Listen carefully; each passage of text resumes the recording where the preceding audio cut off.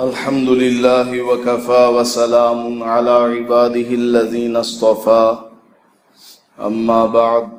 سورہ کوثر کی تفسیر آپ نے کل سماعت فرمائی ہے، آج سورہ ماعون کی تفسیر عرض کرتا ہوں۔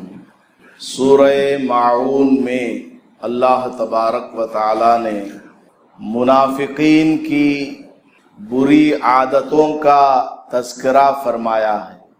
منافقین جن افعال کو کیا کرتے تھے ان میں سے بعض کا اس صورت کے اندر ذکر فرمایا ہے تاکہ اہل ایمان اس طرح کی صفات کو نہ اپنائے۔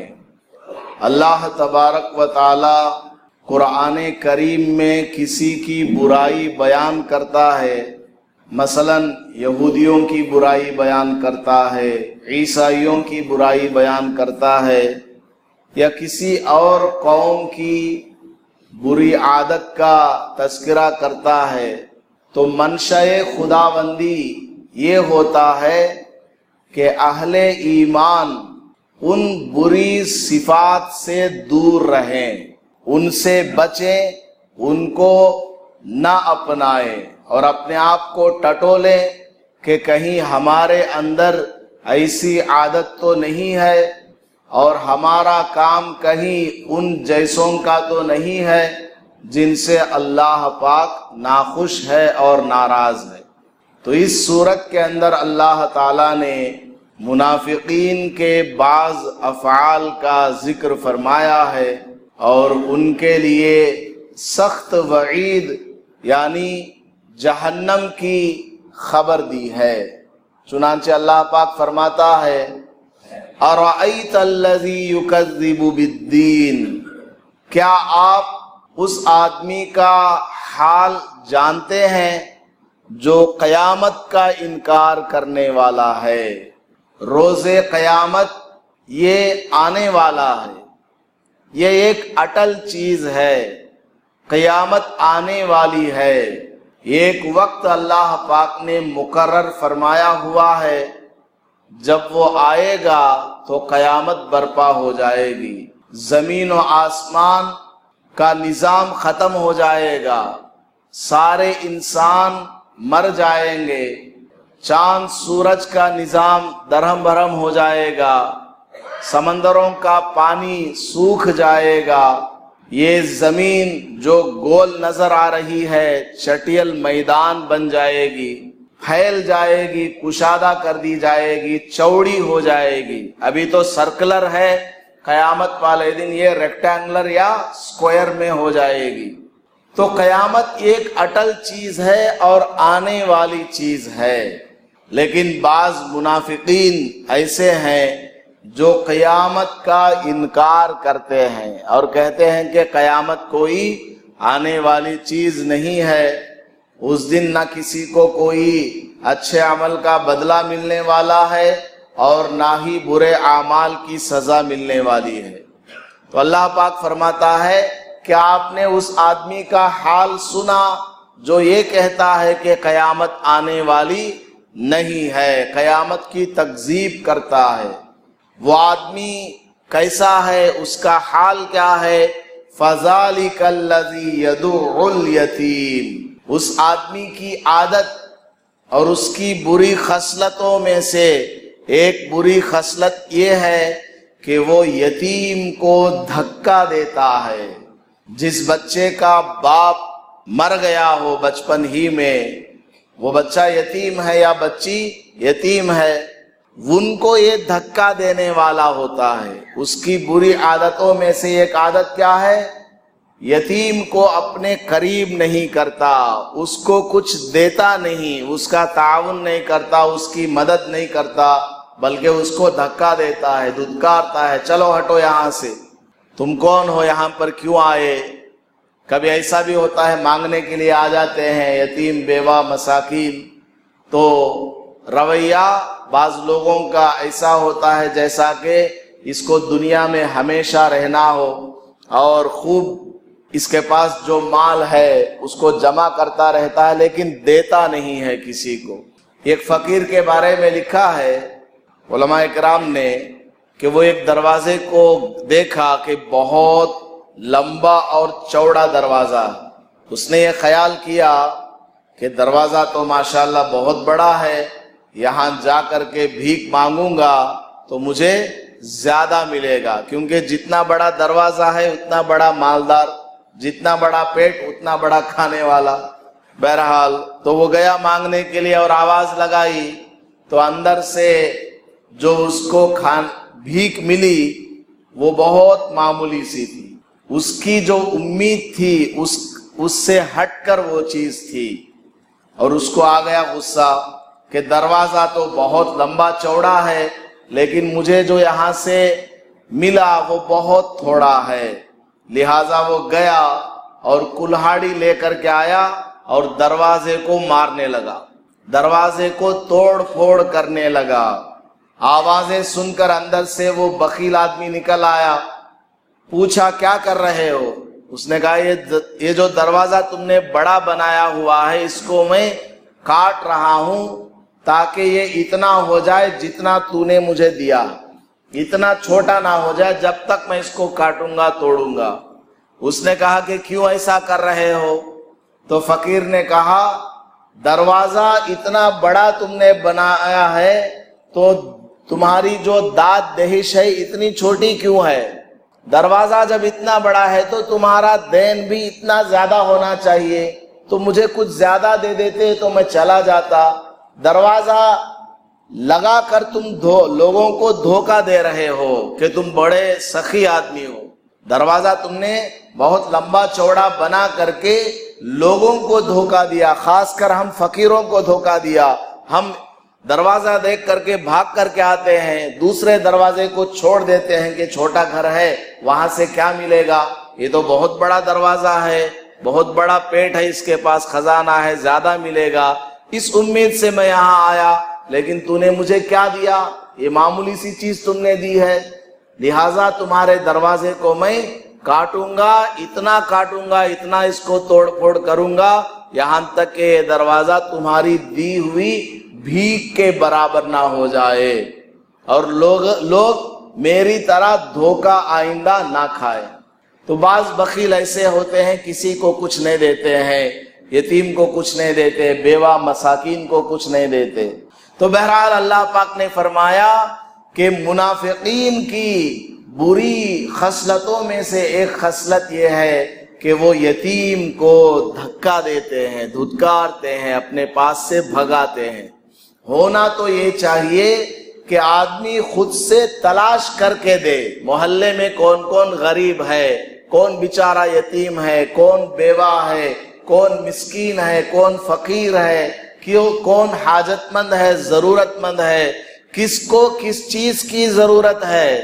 سارے محلے والے پیسوں کے محتاج نہیں ہوتے ہیں، کسی کو خدمت کی بھی ضرورت ہوتی ہے. بعض لوگ ایسے بھی ہوتے ہیں محلوں میں جن کو پیسوں کی ضرورت نہیں، خدمت کی ضرورت پڑتی ہے. مثال کے طور پر ان کی عمر زیادہ ہو گئی، 70 سال 75 سال کی عمر ان کی ہو گئی ہے. بوڑھا اور بوڑھیا یہ دونوں ہی گھر میں رہتے ہیں. بیٹا کہیں سعودی میں ہے، بیٹی وہ اپنے سسرال میں ہے. اب گھر میں بیچارے بوڑھے لوگ رہتے ہیں، ان کو پیسوں کی ضرورت ہے کیا؟ بالکل بھی نہیں، ان کو خدمت کی ضرورت ہے. تو ایسے لوگوں کو تلاش بھی کرنا چاہیے جو خدمت کے بھی محتاج ہوں اور ان کی مدد کرنی چاہیے. آگے اللہ پاک نے فرمایا وَلَا يَحُضُّ عَلَىٰ طَعَامِ الْمِسْكِينِ. یہ آدمی منافق یتیم کو خود سے کچھ نہیں دیتا اور دوسروں کو بھی نہیں بولتا کہ چلو تم دے دو، میں نہیں دے رہا ہوں تم دے دو. اس کی عادت یہ ہے کہ نہ خود یہ اچھا کام کرتا ہے اور نہ ہی دوسروں کو کہتا ہے کہ تم کم سے کم اچھا کام کر لو. نہیں، تو مسلمانوں کو ایسا نہیں ہونا چاہیے. خود بھی اچھا کام کرو، دوسروں کو بھی اچھا کام کرنے کی ترغیب دو. خود بھی نماز پڑھو، دوسروں کو بھی نماز کی ترغیب دو. خود بھی زکوٰۃ دو اور دوسروں سے بھی کہو کہ تم بھی زکوٰۃ نکالو. منافق جیسا نہیں بننا ہے کہ وہ جس طریقے سے نہ خود یتیم کو کچھ دیتا ہے اور نہ ہی دوسروں سے کہتا ہے کہ تم لوگوں پر اپنا مال خرچ کرو۔ پھر آگے اللہ پاک نے فرمایا جب یہ لوگ بندوں کا حق ادا نہیں کرتے جو کہ بہت برا ہے، تو اللہ کا حق ادا نہ کرنا یہ تو اور زیادہ برا ہے۔ حضرت شیخ سعدی رحمت اللہ علیہ نے لکھا ہے، اور اکثر اولیاء اللہ کا یہ مقولہ ہے کہ جو آدمی نماز نہ پڑھتا ہو اس کو قرض مت دو۔ کیا بول رہے ہیں؟ سن رہے ہیں آپ لوگ یا سو رہے ہیں؟ جو آدمی نماز نہ پڑھتا ہو اس کو کیا مت دو؟ قرض مت دو۔ لیکن ہم لوگ لڑکی کو بھی دے دیتے ہیں، جس کو 15-20 سال گھر میں پردے میں چھپا کر کے پالا ہے اور بہت ساری آرزوئیں تمنائیں بنائی ہوئی ہے کہ یہ میری لڑکی ہے، اس کی شادی ایسی جگہ ہونا ویسی جگہ ہونا، وہاں پر اس کو کانٹا بھی نہیں چبھنا ہے، وہاں پر اس کو گرمی نہیں لگنا ہے، سردی نہیں لگنا ہے، آرام و راحت کے ساتھ اس کو وہاں رہنا ہے، اس کے اتنے بچے ہونے ہیں، جتنے بھی خواب ماں باپ نے دیکھا ہوا ہے۔ لیکن جب شادی کا نمبر آتا ہے تو ماں باپ کیا کرتے ہیں؟ کس کے ہاتھ میں نکاح کرتے ہیں؟ کس کے ہاتھ میں رکھ کر لڑکی کو دیتے ہیں؟ جس کے جیب میں زیادہ نوٹ ہو، چاہے حرام کا ہو چاہے حلال کا ہو۔ اللہ کے نبی علیہ الصلوۃ والسلام نے کیا ارشاد فرمایا؟ تنکح المرأۃ لأربع، کسی عورت سے نکاح کیا جاتا ہے تو وہ 4 وجہوں سے کیا جاتا ہے، یا تو اس کے حسن و جمال کی وجہ سے کیا جاتا ہے، یا اس کے حسب اور نسب کی وجہ سے کیا جاتا ہے، خاندان کی وجہ سے کیا جاتا ہے، یا اس کے مال کی وجہ سے کیا جاتا ہے، یا پھر اس کے دین کی وجہ سے کیا جاتا ہے۔ حضور صلی اللہ علیہ وسلم نے فرمایا کہ دین کو مقدم رکھو، دینداری کو دیکھو۔ ہم لوگ کیا دیکھتے ہیں؟ کون تو آپ کو بولتی رشتے کو، ایک رشتہ آیا ہے، کیا کام کرتا لڑکا؟ سب سے پہلا سوال یہ کرتی، انہیں کہاں من کھاتا پہلے وہ بولو، کیا نوکری ہے، کتنی کمائی ہے، یہ پوچھتے ہیں۔ حالانکہ سب سے پہلا سوال کیا ہونا چاہیے؟ لڑکا دیندار ہے یا نہیں، 5 وقت کی نماز کا اہتمام کرتا ہے یا نہیں، اس کے اخلاق و عادات کیسے ہیں، وہ کن کن لوگوں سے ملتا جلتا ہے، یہ پہلے دیکھنا ہے۔ پہلے اللہ کا حق معلوم کرنا کہ یہ اللہ کا حق ادا کرتا ہے یا نہیں، کیونکہ جو آدمی اللہ کا حق ادا نہ کرے وہ بیوی کا کیا حق ادا کرے گا؟ جس کو اللہ کا ڈر نہیں ہے اس کو بیوی کا کیا ڈر ہے؟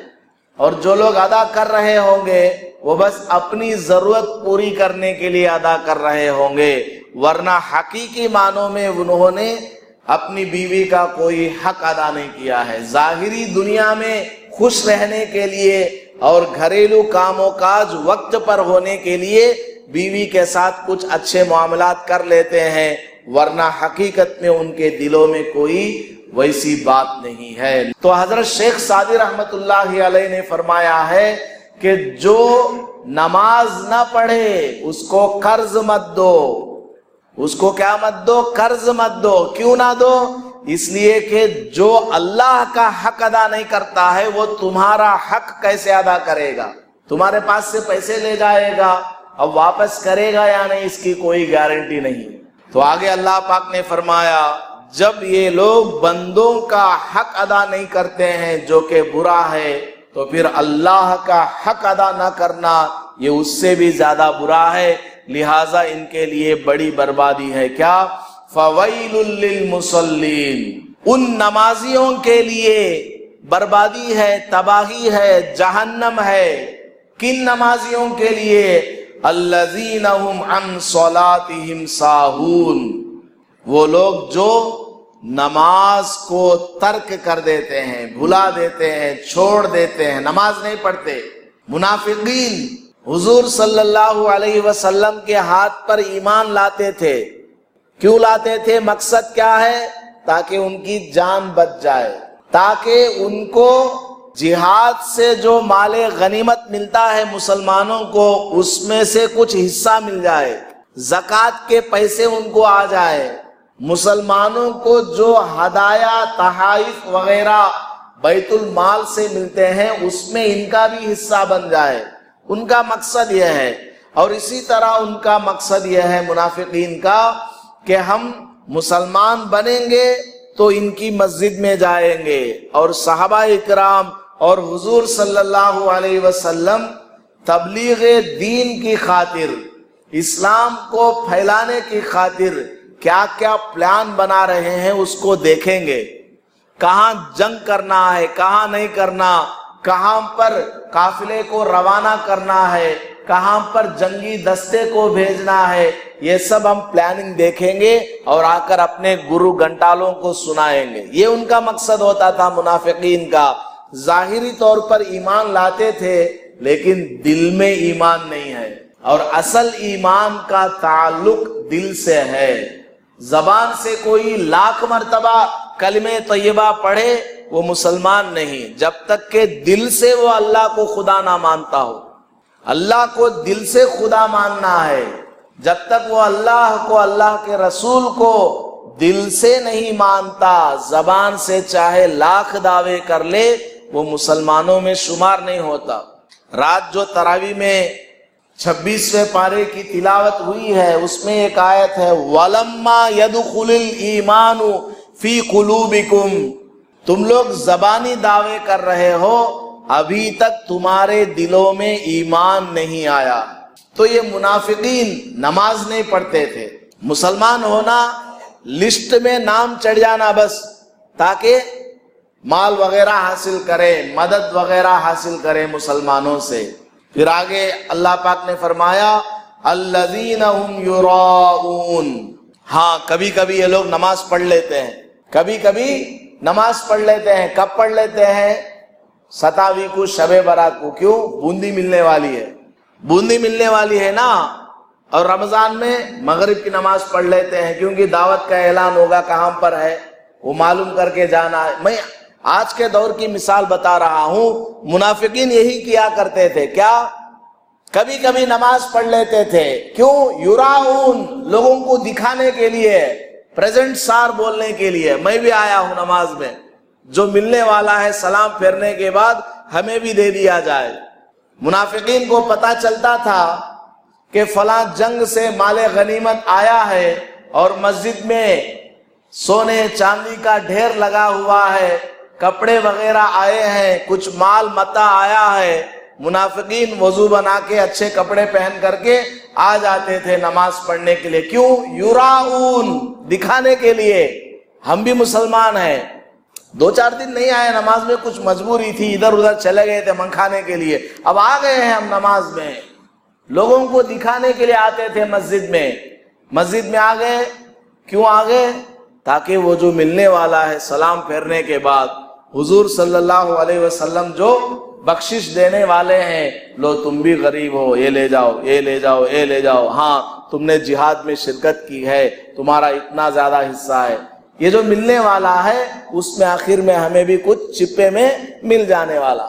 یہ ان کا مقصد ہوتا تھا۔ نماز پڑھتے نہیں، کبھی پڑھتے بھی ہیں تو کس لیے پڑھتے ہیں؟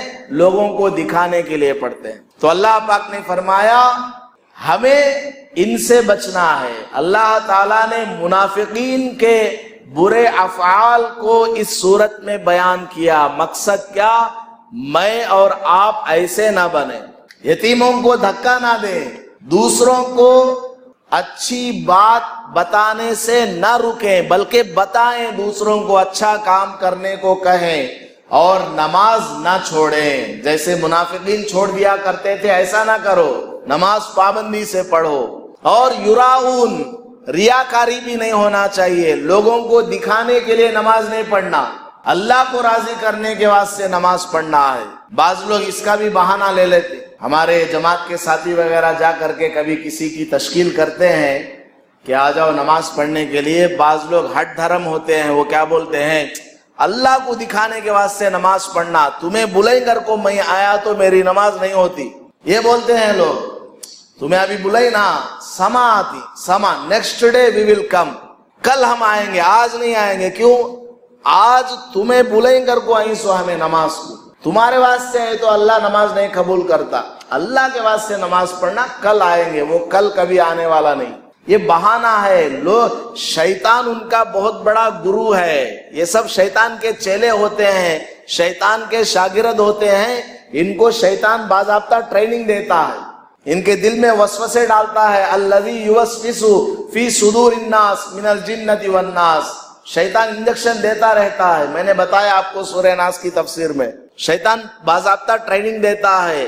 امیر صاحب آ گئے تو کیا جواب دینا، متولی صاحب آ گئے تو کیا جواب دینا، امام صاحب آ گئے تو کیسا بھاگ جانا، سب ٹریننگ دیتا ہے. تو بعض لوگ یہ جواب دیتے ہیں. تو علماء کرام نے لکھا ہے اگر تمہارے دل میں ریاکاری ہے تب بھی نماز پڑھو. ایک دن ریاکاری رہے گی، ایک دن تم باپ کے ڈر سے نماز پڑھو گے کہ کہیں باپ مار نہ دے، ایک دن تم استاد کے ڈر سے نماز پڑھو گے، ایک دن تم متولی کے ڈر سے نماز پڑھو گے، امیر صاحب کے ڈر سے نماز پڑھو گے. لیکن کب تک پڑھو گے؟ 1 سال پڑھو گے، 2 سال پڑھو گے؟ چند سالوں میں تمہارے دل میں کیا آئے گا؟ ان سب کو کیا دکھانا ہے؟ میرے اللہ کے لیے میں نماز پڑھتا ہوں. سمجھ میں آ گئی بات؟ تو بہرحال تو کبھی اگر دل میں خیال آئے کہ میں فلاں آدمی کے لیے آج نماز پڑھ رہا ہوں، تو اس وجہ سے آدمی نماز کو نہ چھوڑے. وہ خیال آ گیا ہے، آپ 1 سیکنڈ رک کر کے سوچ لیں کہ یہ خیال غلط ہے، اس کو ہٹاؤ، میں اللہ کے لیے نماز پڑھ رہا ہوں. اگر خیال بار بار شیطان دل میں ڈالتا ہے تو نماز پڑھتا ہے تو اسے دکھانے کے واسطے تیرا وہ نہ رہا اگر کو تو نماز پڑھتا ہے. شیطان اگر دل میں ڈالے تب بھی کیا کرنا ہے؟ پڑھ لینا ہے نماز. نماز کو جاری رکھنا، نماز کو نہیں چھوڑنا ہے. دھیرے دھیرے دھیرے دھیرے دل کے اندر اخلاص آ جائے گا. آدمی پہلے ہی دن ڈرائیونگ کے سیٹ پر بیٹھ کر 500 آدمی کو پیچھے بٹھا کر نہیں لے جاتا. 2-4 آدمی کو مارنا، قبرستان پہنچانا، اس کے بعد ماہر ڈرائیور بنتا ہے. سمجھ میں آ گئی بات؟ تو ہماری چند نمازیں اگر ریاکاری میں چلی بھی گئیں تو ڈرنے کی بات نہیں ہے، دھیرے دھیرے اخلاص آ ہی جاتا ہے. پھر آگے اللہ پاک نے فرمایا وَيَمْنَعُونَ الْمَاعُونَ.